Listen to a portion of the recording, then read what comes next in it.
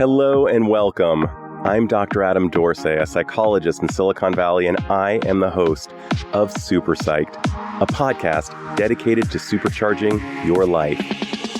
Each episode contains fun, high-quality interviews with experts looking at psychology from all angles. Super Psyched is your tool to get more of what you want in your life and less of what you don't. How do you feel about public speaking? If you fear it, you're not alone. Some studies show people identify it more often as a common fear than any other, including death. At least one of the reasons is the fear of being rejected by our peers, as it hits on a primitive fear of being cast away by our tribe. Millennia prior, that actually could have meant death because we were so reliant on the tribe for our survival. But today, public speaking is rarely as grave as we make it out to be, and I am so delighted that we have an expert to help reduce fears associated with it. In fact, she might even help you come to like it. Bronwyn Saglimbeni is a top communication coach, writer, and speaker. She is known for her playful, irreverent approach to coaching as she brings serious transformation to how we communicate, inspire, and connect with those around us. Bronwyn has prepared clients for television appearances on American Idol, Real Time with Bill Maher, The Oprah Show, and many others. She has also midwifed over 120 TED and TEDx talks, including my own in 2016. So listen in as Bronwyn and I do a deep dive into the psychology of public speaking. Bronwyn Saglimbeni, welcome to Super Psyched. Thank you for having me, Adam. This is a dream. So happy to be here. Right back at you. I'm sure I've mentioned in my intro of you that you've been my coach, my friend, and that we were met through our shared love of dogs at Dog Park and your amazing husband, and that you were my TED coach. You were the person who actually got me onto the stage and helped me write this talk, and I was so grateful to you. I want to kind of start just at the ground floor of public speaking with you. So many of us have heard the idea that public speaking is scarier than death itself, and I was wondering, in your experience, why are people so afraid of it? You know, I think it's a combination of things. I think, number one, people are afraid of public speaking because of judgment, really, because public speaking is the ultimate being put on the spot and everyone is literally looking at you. Like so much of our anxiety is about self-consciousness, like what if they're looking at me or what do they think when they look at me? Public speaking, they are looking at you. Like literally sizing you up. And so I think that is enormously frightening. Also, I think a lot of us struggle with finding the right words when pressure gets cranked up. So you take the ultimate self-conscious moment, the ultimate test of being able to string a coherent sentence together. You combine those and it seems like an explosive, super high risk moment. And I get that. And there are moments where, you know, the way I see it is you can see that situation in any number of ways. Seeing it through the lens of extreme self-consciousness and, oh my God, everybody's looking at me and I have to find just the right words. That's not a useful lens, right? That lens leads to bad things. And I think that's why everybody's so frightened of it, is they don't have any other lens through which to see the opportunity. And that's what I help do. I help shift, like an ophthalmologist. Is it A or is it B? B is better. That's so great. You know, I'm remembering Jerry Seinfeld had a joke about being on a nude beach, and it's like, oh, this is all I got. And there's something so naked about being up there on stage and giving a talk. And just how vulnerable a person can feel. Will they accept me? Will I be funny? Will I sound smart? And how far am I allowed to take this? You know, I think especially in business, in business, it's a double bind because you're supposed to be serious and grave and full of gravitas and get to the point and hit your 3 key messages. But the reality is the audience needs to be edutained. And so if people are like, well, how far do I take that? Am I supposed to be funny? Am I not supposed to be funny? Is my sense of humor acceptable? Am I acceptable? Or do I have to put on my big boy pants or my big girl pants and become someone else in order to be taken seriously? There's so many different vectors of decision making that goes into just what comes out of your mouth. It's super, super complicated. Yeah. And nobody has given us guidance. Really, nobody has given us guidance. All we see are the super serious people that bore us to tears out of our trees, or we see like the Steve Jobs, where it's like the best. Or we see stand-up comedians and you're like, well, great. I don't want to be the super serious, boring person. I'm sure as hell not Jerry Seinfeld. And I'm definitely not Steve Jobs or Brene Brown. So where do I go from here? Exactly. How do I be edutaining? And what happens if they're looking at their smartphones and not engaged? Or what if I have these images of the Muppet curmudgeon guys in the booth looking down, right? Oh, he's not bad. Well, he's not good either. Right. And I don't know about you, but I have had the problem in the past of trying to please the unpleasable in the audience rather than actually zoning in on the people who are actually vibing with what I'm saying. I don't know. Have you ever had that? Yes. Oh, for sure. And there's so much I want to say about that. And so much of it depends on scale. Like if you're in a big room and there's one grouchy Muppet, yep, don't play to him. Exactly. Play to the rest that are hanging and vibing with you, as you say. But if it's a small room and there's 5 or 6 people and you've got a grouchy Muppet, you best stop, check in, and find out what's going on with the grouchy Muppet. And that's a trick that has saved me so many times I can't even tell you, where someone in the room, if it's a small group, you lose them. And if they're someone of influence and you keep going without checking in to figure out why are they looking at me like they hate me, it's like a massive waste of time. And I'll give you an example. I was giving a workshop to a group. It was like 4 or 5 people in the room in the workshop. And one of the people was like rolling his eyes and breathing and like, checking. And he was basically giving me like the fuck you face. Am I not? You go for it. Okay, good. He was giving me the fuck you face. And I stopped and I checked in and I said, hey, I can tell you're having a reaction to this. Tell me what you're thinking. I'm curious. I want to know where that reaction is coming from. And he looked at me and he said, I don't know who you think you are or where you think you are, but we can't present like this. I'd be laughed out of the building if I presented like this. And this was years ago, back when, presenting the way I recommend. Now it's mainstream, but back then it was like, oh, it's so out there. It's so counterculture. Yeah.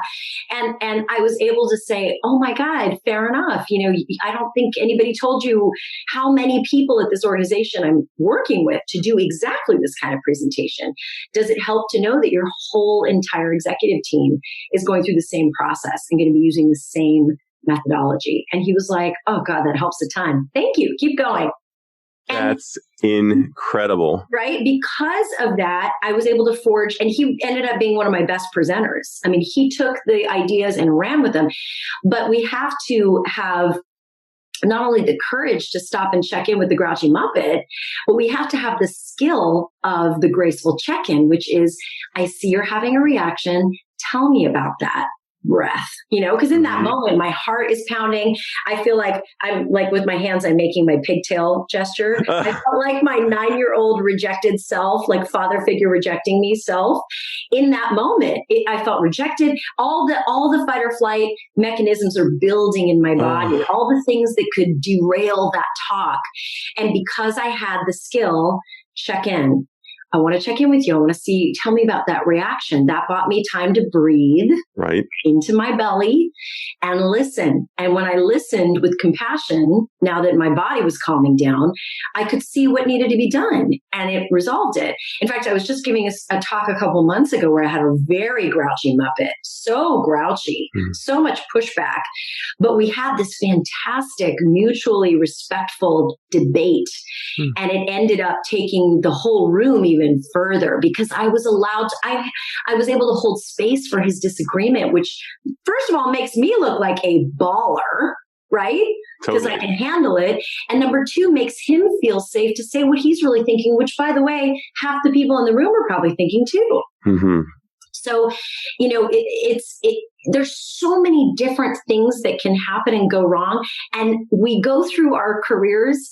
Nobody ever tells us how to deal with it, which is why I'm here, which is why I am alive on planet Earth right now to help with that. Well, already you've taken out some of the perhaps perfectionism that some people may feel when going up. You've kind of normalized the anxiety a person might feel when they're going up and just how human of an experience that is. I'm just wondering, in light of the fact that you are a very accomplished and seasoned speaker, someone who is sought out for large sums of money to consult and worth every penny, by the way. I'm just wondering if you could normalize failure for the listener. Can you describe a time when you belly flopped and what you learned from it? Yeah. I mean, here's the thing. There's one time that I really wrecked it. Like, because I'll tell you the technique that makes me succeed even when I fail, but we're not going there yet. I want to stay with the utter belly flop moment.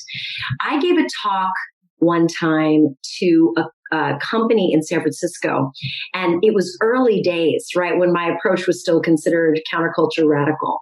And I didn't do my homework first and get a sample of how they presented there, which I always did, but it was always the same hideous, painful death by PowerPoints I would get.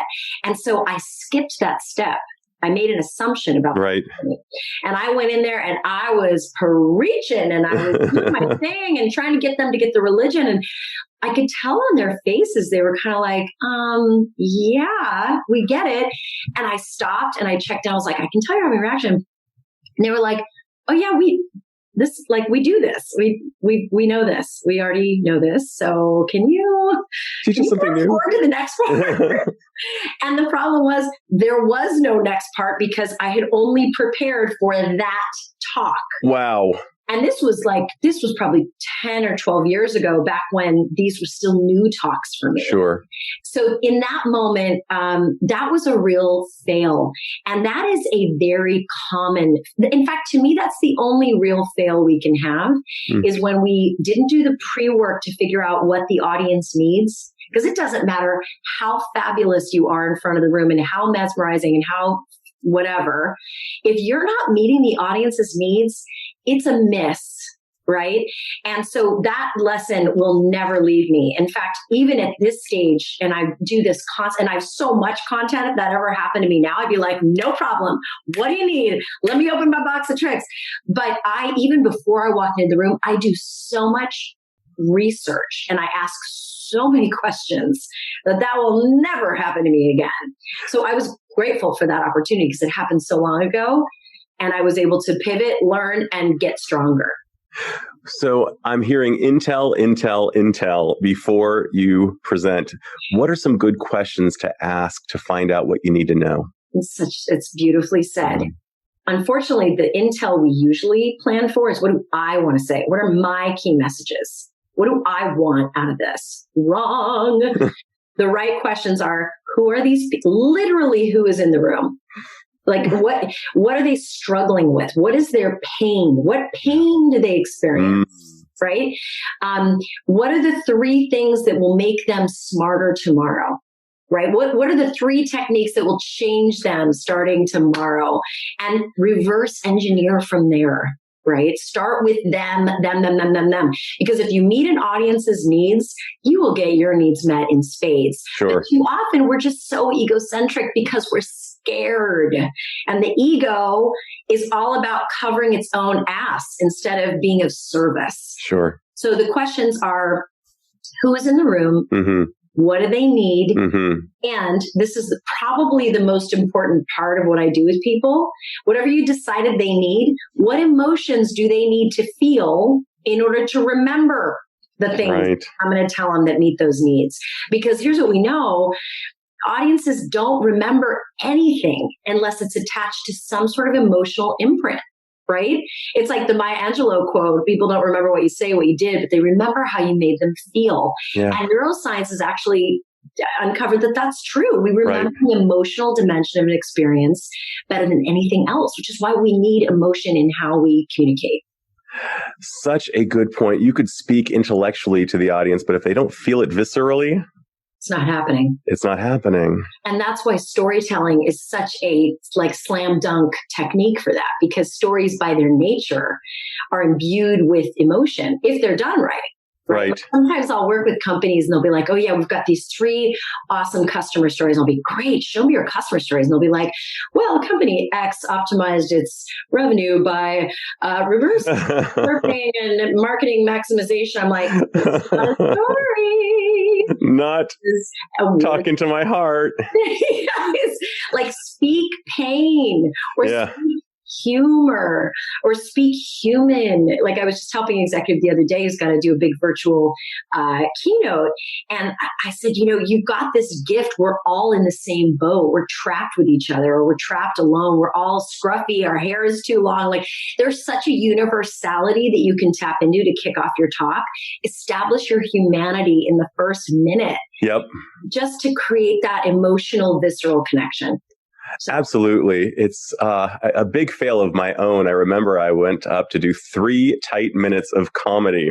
Oh my God. And I wrote something that was perhaps a snarky piece for NPR that was kind of witty, but not funny. And I did not connect viscerally. Now, if you read it, you'd say, oh, that's a clever piece. Yeah. But it wasn't comedy. And the feedback I got was, next time be funny. And so that was what I learned there. And it dovetails very nicely with what you're saying in terms of really connect viscerally. You could be saying all the right things intellectually, but unless you're connecting with the audience, it's not going to work.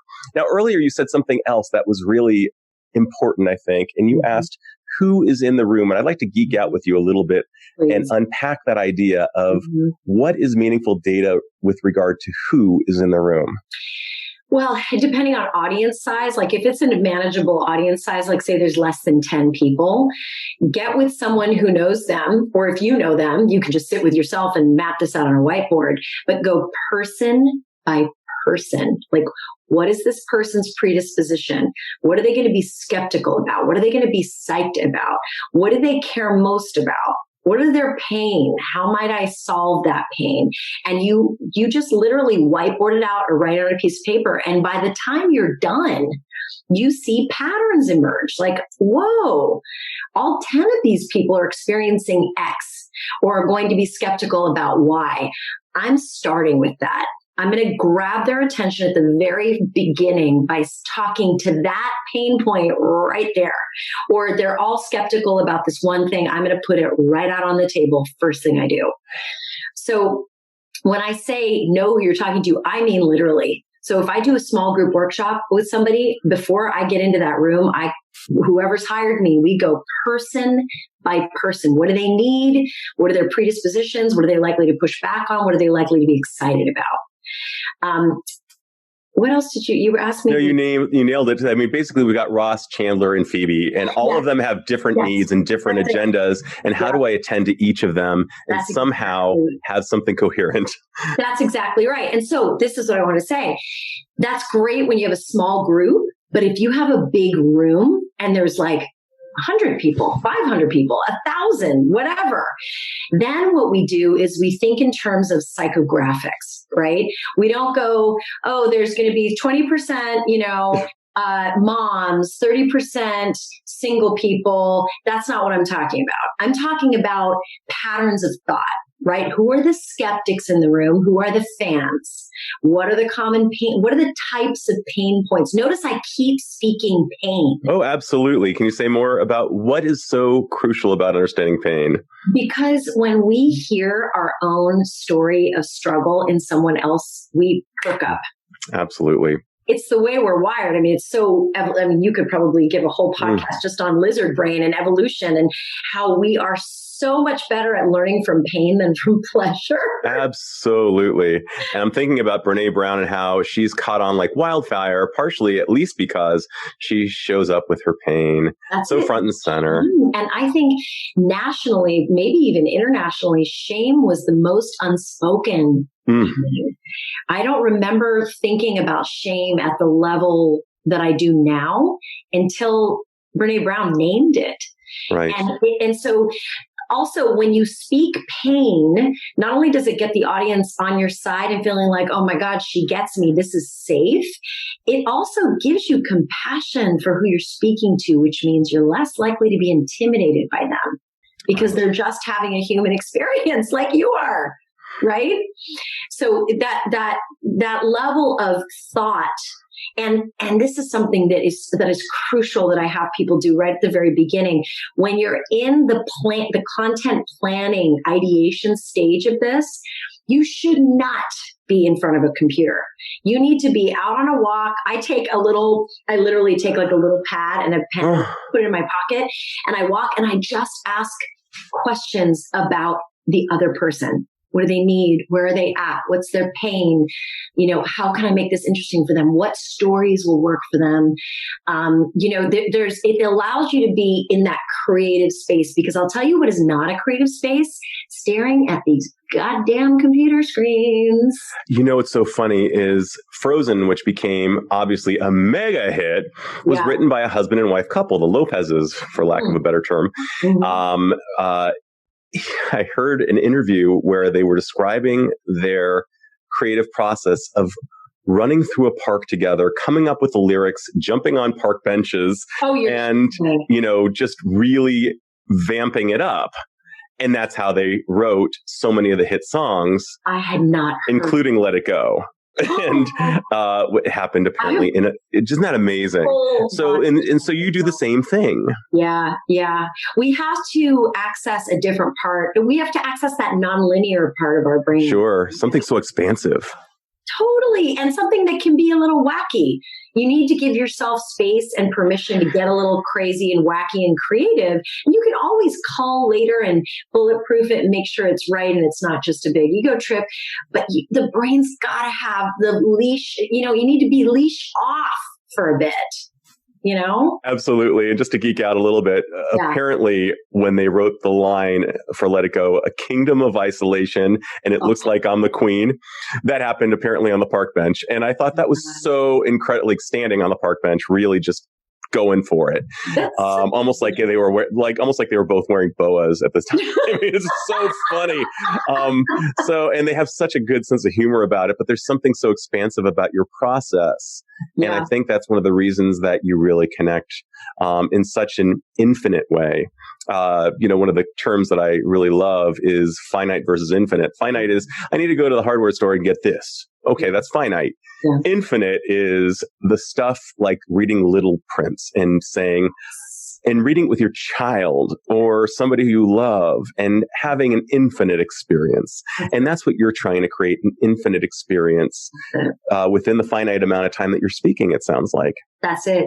And also, people think that when we talk about having an infinite experience or entering the infinite or the quantum for the idea part of this, of planning your remarks, that it takes a long time. It doesn't have to. If you give yourself, like yesterday, I was so fried. I was on like 6 hours of Zoom calls and my eyes were going to roll out of my head. And I had to plan some custom content for a virtual keynote somebody wants me to give. And I only had 20 minutes before the next one started, but I had to get going on this concept.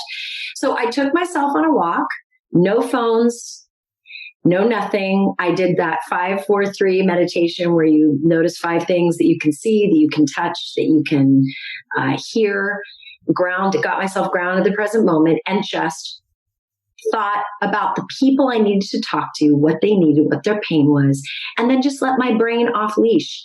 20 minutes later, I had the entire talk. Oh, my goodness. Pretty much done. I pitched it to the client this morning. They loved it. So, there's this misconception that this is a linear process that takes time, with air quotes. Sure. And it certainly can. Like a TED Talk, you don't download in 10 minutes unless you're lucky.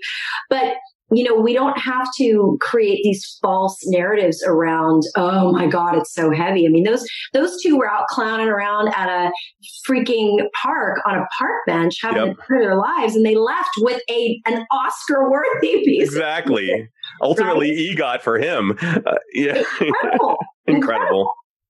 So 5-4-3 meditation. I've never heard of this. Tell me about it. Oh, it's so good. It's, it is a real secret weapon for me because like you, I'm sure, like all of us, the human condition, we get so caught up in the intellectual rumblings of everything and the loopings and the overstimulation that is our lives right now. I can't even imagine what it's like for you because you're bouncing from one person's story to the next person. I mean, so much.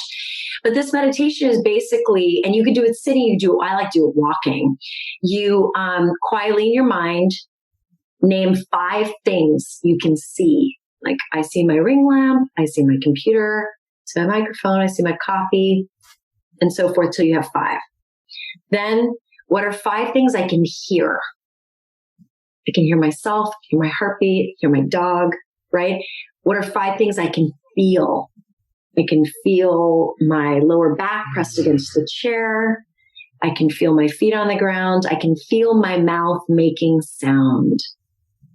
And you do that, and then you do 4 all the way through, and then 3 all the way through. And by the time you're at 3, you are like the motherfucking Buddha.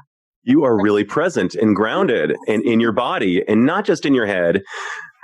And I'm thinking about how we'd be kind of, to borrow from Sir Kenneth Robinson's great TED Talk, where he describes us as basically heads on carts. We've kind of become these heads on carts, and we need to access our bodies in the process of this. And you're talking about pain. You're not talking about speech writing as a head-driven experience. You're talking about it as a full body experience. So this 5-4-3 meditation really gets you centered and ready to go. Absolutely. Absolutely. And it works for everything. I mean, it certainly works for planning a talk, but it also just works for leaving, all of us that are in our offices for 8 hours a day doing this virtual work thing. And then there is no transition between work and family. It's like, boom, and now you got to make dinner. Boom, and now you got to do the dishes for the 8 millionth time. So even if just as a transitional thing, it's powerful. Sure. What a great tip. Yeah, there is one thing I wanted to go back to because you were asking me about faceplant moments, and I gave my utter wipeout, unredeemable moment in that story. But there's since a technique that I've used that has saved me so many times mid faceplant, and that is one phrase. And I gave this to you many moons ago, but it's helped me a lot since. And that is no matter what the opportunity is, the goal is connection, not perfection. And when I have that mantra, I am ready to abandon every plan I have made if it means I connect with my audience. So here's an example. This moment still makes me cringe when I think about it. Oh God, it was, I was emceeing a really high profile event, very, very high profile. And not only was I emceeing it, and it was like people flying in from places on private jets level. That level. Yeah. And I was like, bring it. I was fired up. I was ready. Totally ready. And I did all of my practices all my rituals, all my mantra, I was ready. And it was like a 2-day event. And the first day could not have gone better. It was a dream. People loved it. I was balancing humor with, seriousness because it was a pretty conservative crowd. I mean, I was nailing it. People were like, who's that girl? I was like, hair flip. Day two to close it out. And to this day, I don't know what happened in my mind. I don't know what synapse didn't fire. Sure. But it was closing with a video. And I was on the stage and the video was playing on my face on the thing. And what was meant to happen was I was meant to step to the side and let the video just play. Do its thing. But I didn't. I stood there and I was like, you guys, no, I'm doing something here. And I didn't roll with it. And I stood there and I ruined the video. I ruined it. I ruined it. Now, perspective. Part of the reason that happened is the event planning team was changing the agenda, and I'm not kidding, up to 30 seconds before I went on. Right. So my brain was, it was the most complicated run of show, and they were changing it up to the 30 seconds before I went on. Oh my goodness. Which is typically not how those things go. There's a lot of changes last minute, but typically you get a little time. Sure. And I didn't have, props. I didn't have a teleprompter, nothing. It was just me and my brain. So I don't know what happened. I totally fucked it up. But because in my mind, I have this mantra, connection, not perfection. As I wrapped and I got off stage, I wanted to just die. I wanted to cry. One of my clients was so upset with me that I had ruined this video, and I just felt terrible. And it was my mistake. It was my mistake. But the people in the room were lined up to talk to me about how much they got out of the event, what a great job I did. Don't worry about the mistake. We still loved it. It was an amazing 2 days. And that moment to this day, it was so humbling because it made me realize human beings will cut each other so much slack and will forgive each other for almost anything as long as the goodwill is there, as the connection is there. And I did such a good job of connecting emotionally and with warmth that they forgave my fuck up. You had a credit line. What do you mean? Oh yeah, you had a line of credit. That's fantastic. And it was incredibly painful. You gained their trust. Yeah, to this day, it still hurts me to remember it, but it's also such a great reminder that connection thing solves 99% of our problems. And as you're sharing this, I'm once again humbled by the chasm between what we know and what we do. Sometimes, common sense is not commonplace. We don't actually execute upon it. And you had taught me connection, not perfection 4 years ago. And last year, I was giving a commencement address at my son's graduation. I was so excited to do it. And I wrote and slaved over every word, wanted it to be perfect. And I was so wed to the text that, of course, I went for perfection, not connection. I got up and I read the thing, and it was fine, but it would have been so much better. And I guess I have to wonder for those out there who are listening, what, from your vantage point, how do we blow it when we read? I think, first of all, I read the speech and it read beautifully. The problem is you were writing prose instead of delivering spoken word. Spoken word it's like performance art, right? It's like, when and this is why most commencement speeches are so flat. It's because they're always prose. And no audience, unless you've come to hear Isabel Allende read her book or whatever, you don't want prose. You want warmth. You want human connection. You want spoken word. So when people do call me for commencement speeches, which is never, basically, because I'm not the person you call for that kind of thing, generally speaking, because it's prose and I'm a spoken word gal. But if they do, I always say anchor with stories. Don't give a speech, tell 3 stories. And at the end of each story, you have your nugget of wisdom. Oh, tell 3 stories. Yeah, you listen, so good. The thing about commencement speeches or graduation speeches or eulogies or weddings or fill in the blank here is that everything is a cliche. It just is. But that doesn't mean it's not valuable. The way you get it out of the realm of cliche is through story. Like if you watch Oprah's masterclass, where she has people go on camera and they tell their life stories or whatever. Every piece of advice that you get, you hear from Stevie Nicks and Jay-Z and, all these amazing luminaries.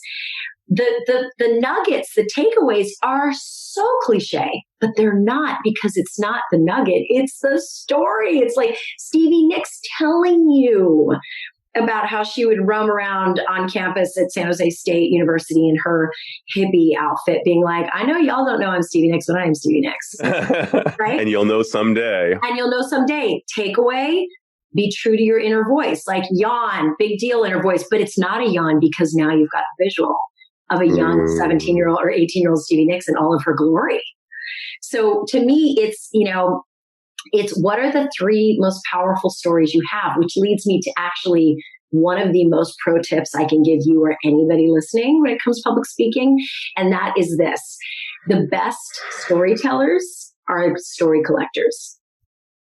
Absolutely. You need to have a place where you're collecting your stories. And I have a ritual on Fridays where I pour myself a cocktail and I write down what are the stories that I could see myself telling my Blanches, my best friends. Sure. Or what are the interesting client stories that happened this day that I could see myself using sometime, right? Obviously not naming names, but I catalog it. And then when I'm done with the journal and I filled it all in, I migrate those stories to a master Excel spreadsheet that's like 10 pages long. And then when I need a story, like when I have to write an intro for my podcast, I need a way to make it interesting.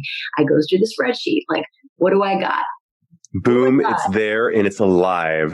Yeah, because when somebody's like, Adam, you have to give a speech, you need to start with a story, you're like, what story? I don't have a story. I read Green Eggs and Ham. That's a pretty good story, but that's not going to do. Exactly. In fact, there's a brilliant book by Matthew Dix called Storyworthy, and he calls it Homework for Life. And he recommends every single day writing down your stories and keeping it in a spreadsheet. And that book is so awesome. If anybody wants to lean into storytelling, that book, he's like an award-winning Moth speaker. He's a genius. And at your recommendation, I'm actually staring at it in my bookshelf right now. Yes.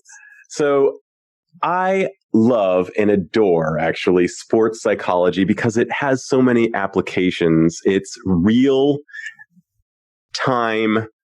And it's meaningful. It's getting those thoughts in the heads of the athletes who are duking it out on the field. And I think that there's so much overlap between what you do as a coach and sports psychology. You're basically trying to help the person on stage with their thinking. And what are some thoughts that have really been, you've mentioned connection, not perfection. I'm wondering if you have any other thoughts that are really helpful to just nailing it.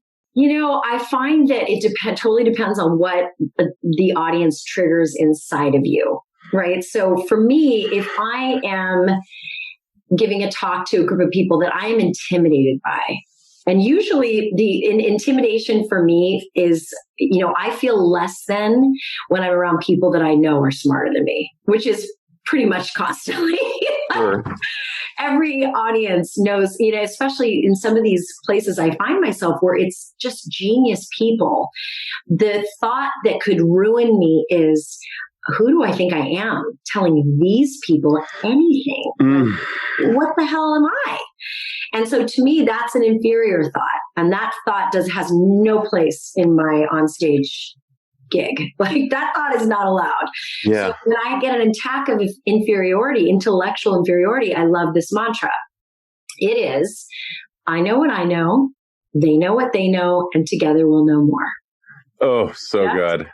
So honoring to both. Right? It's like, I don't need to feel less than because my skill set is different. And my skill set is not less than their skill set. They're just different. Right? Absolutely. So that's one. But, also there can be, for example, sometimes I have to speak to people from other cultures. Sure. And my presentation style is decidedly very American. Yes. And when I go give talks to European audiences or Asian audiences or, just different cultures, some of it works really, really well and some of it doesn't work as well.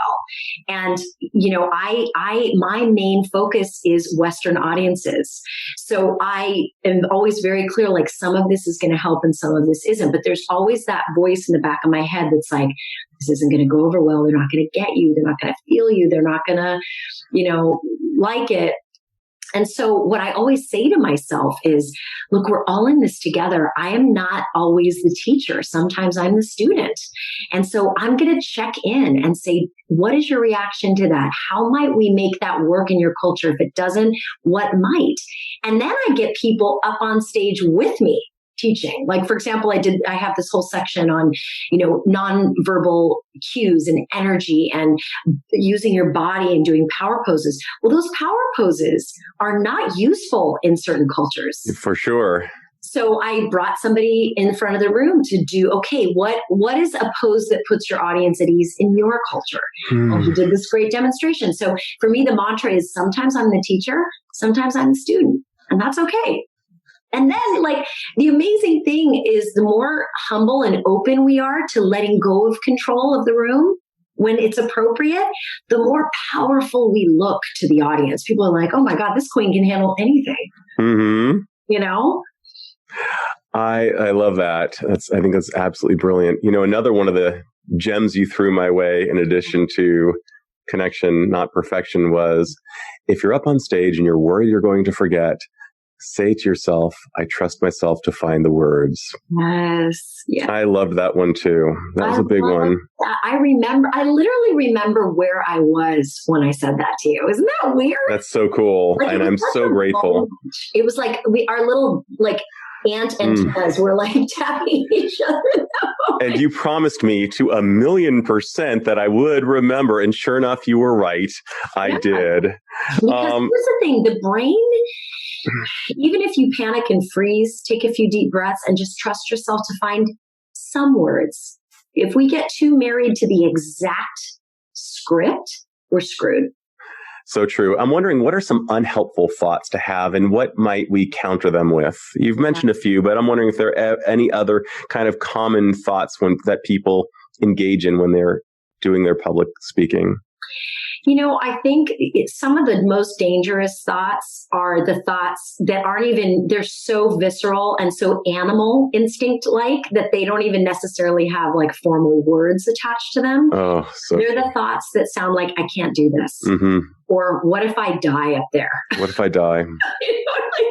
What if I literally shit my pants on stage? Mm-hmm. The worst things. First of all, I've been the one with the nervous stomach. Second of all, I've stood beside people with literally knocking knees.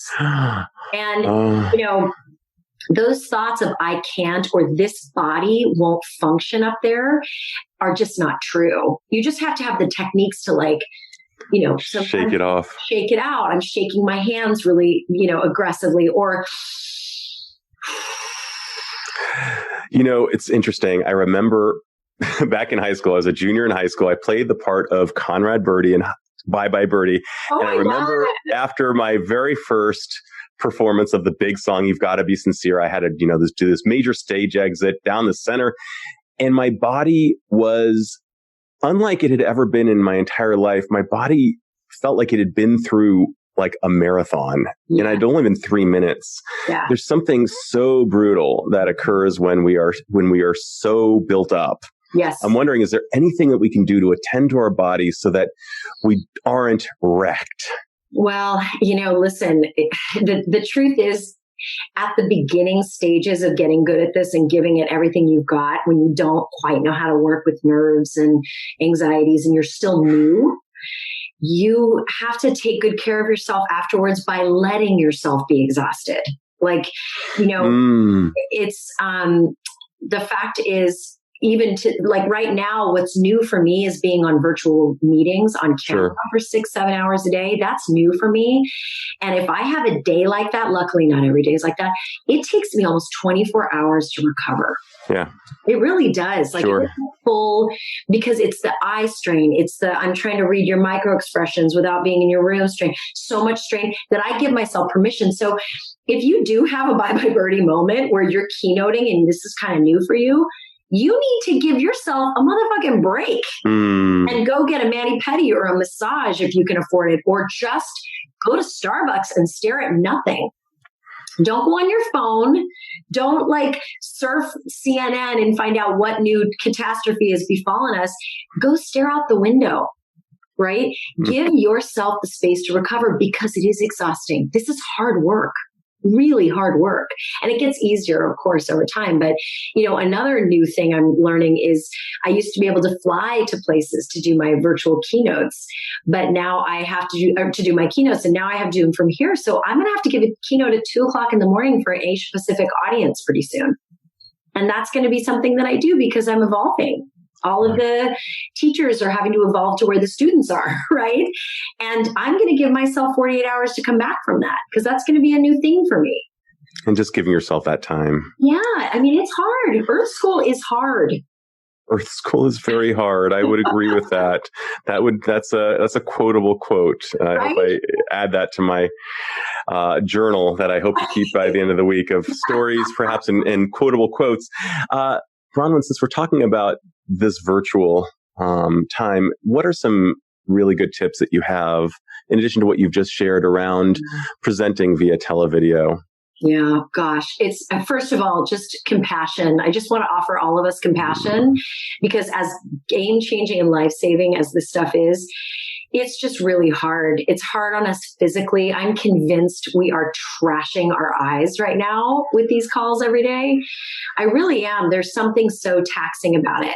Having said all that, it's super powerful. Like I have clients who went virtual with their events and, quadrupled their attendance rates because of doing that. So it's also a massive opportunity. And if you get good at it, there are so few people that are good at it, you will stand out, like you will shine in a sea of mediocrity. So just, lock in on that. Couple things. There's sort of the basics to solve for, which is what is your setup? There's too many of us with, the camera too low and we're all looking up each other's noses. Like, let's just solve some of the hygiene issues. Like get it so that we're, the camera lens is at eye contact level with me. I'm lit. The lighting is behind the camera. Or it's like being in front of a window would be great. Just that basic stuff. And I cover all of this in a free webinar I did. It's called Ready for Your Close-Up. Just Google that with my name, Bronwyn, you'll find it. But there's like the hygiene stuff to sort. There's the skill of making eye contact with the camera lens and not looking down. That's a game changer. That's a game changer. You don't see people on CNN going like this. No, they don't. You do sometimes because they're newbies, but the people that do it all the time know to look at the lens. And it's just a cognitive skill.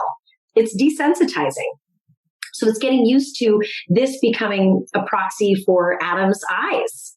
So there's that kind of stuff. But deeper than that is the content.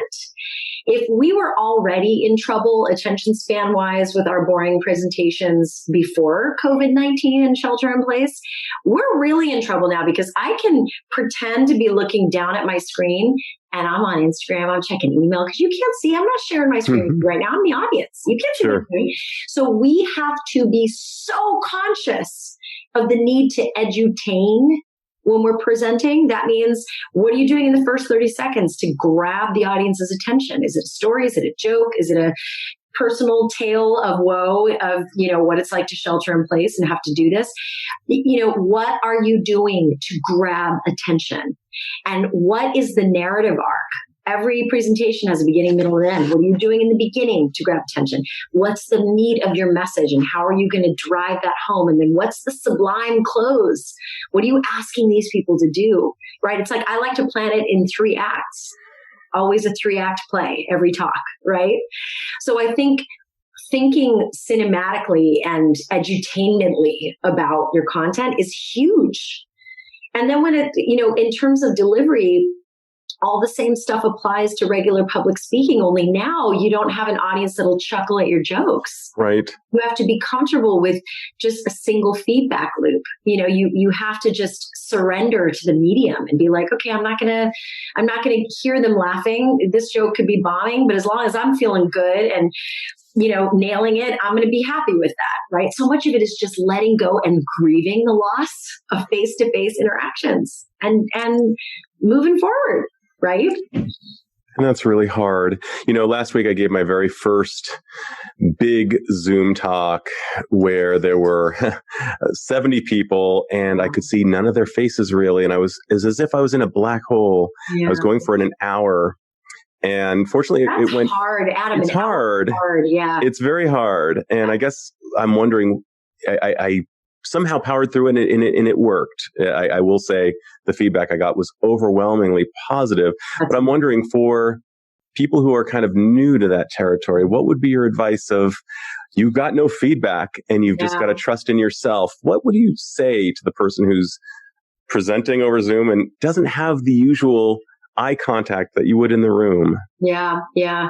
I mean, first of all, I feel you. It sucks in a way. It really, really does. But it's also the new reality. So we need to mourn it, let it go, and readjust. And I had to give an hour presentation recently too. And the way I like to do it is I like to think of the hour as having like micro environments. So in my 1 hour, I had sort of 5 movements like music, right? And there was like the opening 15 minutes and each segment of the 5 had its own feel, like its own message, its own vibe. So it gave me some sort of novelty in terms of energy modulation. Like the beginning was very tactical and housekeeping-ish and practical tactical. But then it was almost like Maslow's hierarchy. We started with just a super basic, like, survival hygiene factor. Yep. And we kept edging up until the very final piece of my talk was very much self-actualizing content. That's a big deal. The energy was building from practical, I'm going to give you some quick win advice, to ever more powerful, sort of deep psychospiritual work. So I created that feeling of novelty of, like a piece of music. That's why we have the bridge and the chorus and, the secret message at the end. Like, think of it as a piece of music that you're performing that needs novelty in moments of highs and lows. Right? Funny and not and serious, touching and light. All of those play with opposites. And when I think about content that way, it doesn't feel like something I have to get through, like this desert I have to crawl across. It becomes like, oh, and now I'm going into this part of the music. Now's the bridge. Now's the chorus. Now's the verse. So that's the advice I would give. And it keeps the speaker engaged and, of course, the audience engaged by just varying things up. It doesn't seem rote. Yeah. And that's so important. It's almost like in order to have a good friend, you have to be a good friend. In order to be a good speaker, you have to actually enjoy speaking. And that's a really good That's a really good point. You got to give yourself the chills. Exactly. Give yourself the chills. I do it all the time. My favorite scene in Bohemian Rhapsody is when Freddie Mercury really starts getting into writing Bohemian Rhapsody. Yeah. And he's literally sitting in a chair by the window and he makes himself cry and he starts smiling because he's like, I am fucking making myself cry. This must be good. This is awesome.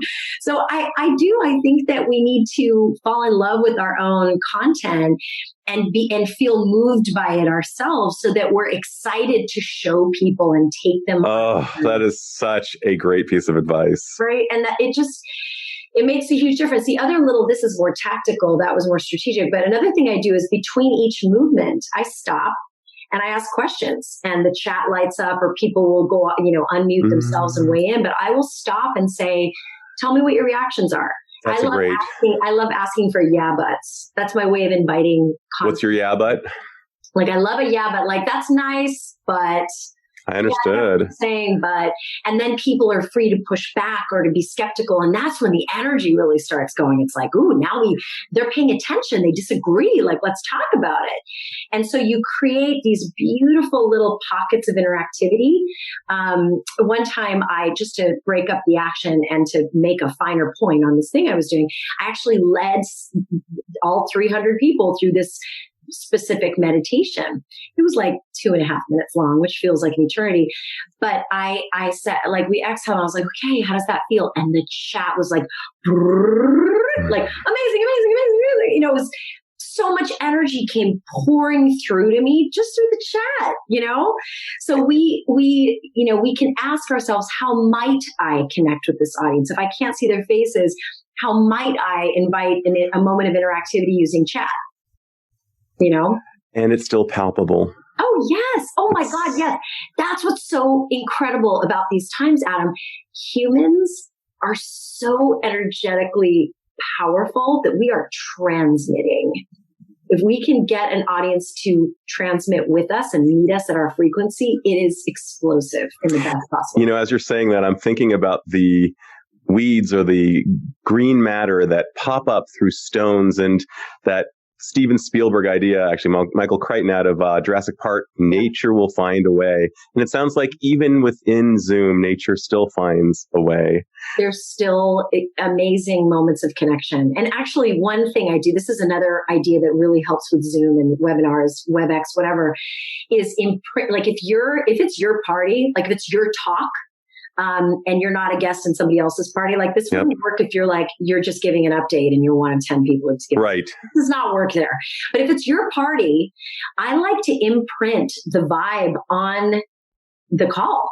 And I do that by, that awkward amount of time when you're waiting for people to join. Yes. We're all here. We're all on mute. It's really quiet. And if twiddling our thumbs. Yeah, it's like, what the hell? So I ask good conversation starter questions. And it turns out Sal, my husband, is a freaking master at this. Wow. But I've come up with a few of my own favorites. But one that I love starting off with is, okay, as you're joining, I want you to tell me, what was the first album you ever purchased? Such a great question. Right. And if they're super young and they're like, well, that's not my thing, but I do remember like the first song I downloaded was whatever. Mm-hmm. But people love talking about the music they like, or what are you binging right now? Are you binge listening? Are you binge watching? And suddenly we're human having a conversation and the energy is like this. And then when it's go time, that's the vibe you've established. Exactly. And you're talking about love. Yes. I mean, you're talking about love. What are you binge watching? Your very first album. What was your first album, by the way? My first album was Mary Poppins, followed by Neil Diamond, obviously. Of course. And this was on vinyl. And there was also an 8-track of Barbra Streisand's greatest hits involved too, but I can't remember the sequencing of that. I just had to ask since you've... so I'm going to go full wizard with you for a second. And if you had the ability, the wizard powers, and I know you have dressed up as a wizard for Halloween's past, because I know you have a thing for Tolkien and Gandalf, but if you had the ability to confer on everyone on the planet certain communication skills, what would they be? I got to tell you, maybe it's because of the times we're in right now, but I wish that everyone would understand the power of validation, of validating other people, no matter what they say or how they say it, knowing to say, interesting. I get it. Say more about that.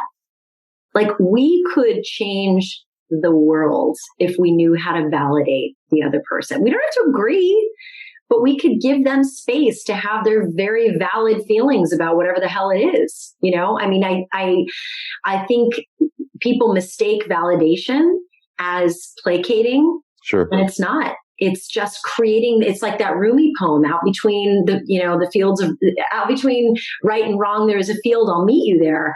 That field is only available if we can validate the position of the other person long enough to listen. And when that person feels heard, they're a little more likely to hear us. And now you have progress and connection where before there was just nothing. There was a stone wall. Absolutely. And what I'm hearing is that you're not necessarily agreeing with the other person, but you're saying, I hear your reality and I get it. Mm-hmm. I get it. Or tell me more, say more about that. Mm-hmm. I want to understand, say more about that. That is like an energetic signal of you're okay. I'm okay. You're okay. We're safe here. Keep going. And some people, that doesn't work because they're just on a path of annihilation. They just want to take you down, and that's different. But 99% of people just really appreciate that. Oh, it's such a big gift to give to another human being in this lifetime. Yeah. I guess my last question, at least for now, for V1 with Bronwyn is this. Is there anything I should have asked but didn't? Oh, such a great question. Is there anything you should have asked but didn't? I feel like what's so funny, Adam? When I media train people, I don't do it as much anymore, but back when I used to media train, I would always tell my clients, always be ready to ask that question. If a reporter asks you, is there any question you haven't asked? Really? Tell them, reiterate your key message, right? So here's what I would say.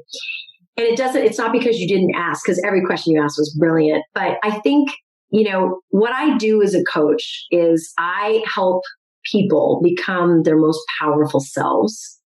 And I help them communicate from that place of power. And I think the idea I would love for people to take away is that inside of each of us is this unbelievable power source from which we can be captivating. We can move mountains. We have a voice. And the minute we fall out of that power is when we have fear and anxiety and, oh my God, they're all looking at me. So if there's one idea I want to leave people with is start investigating where your power is. Yeah. When are you at your best? When do you shine? And optimize for that version of yourself. And go listen to my podcast where all the other episodes are dedicated to answering that question. Such a great point. You have a great podcast. I'm a huge fan. Sometimes when I listen to it, I think to myself, wow, I actually know this woman personally. But you're speaking a little bit to that Marianne Williamson quote about the power that each of us has and the fear that actually sometimes accompanies actually knowing how we are powerful. That's right. I love that. It's such a profound place to close. Bronwyn, I cannot thank you enough for sharing your wisdom, your energy, your love for life and communication. I think all of the listeners are going to benefit profoundly from what you've shared. I love it. Adam, you're just an incredible treasure of a human. So I cannot tell you how grateful I am that you've started your podcast because we need it badly right now. Thank you so much, Bronwyn. Awesome. This is Dr. Adam Dorsey thanking you for listening to Super Psyched. To listen to other great episodes or to get more information about today's episode, please visit me at my website, dradamdorsey.com.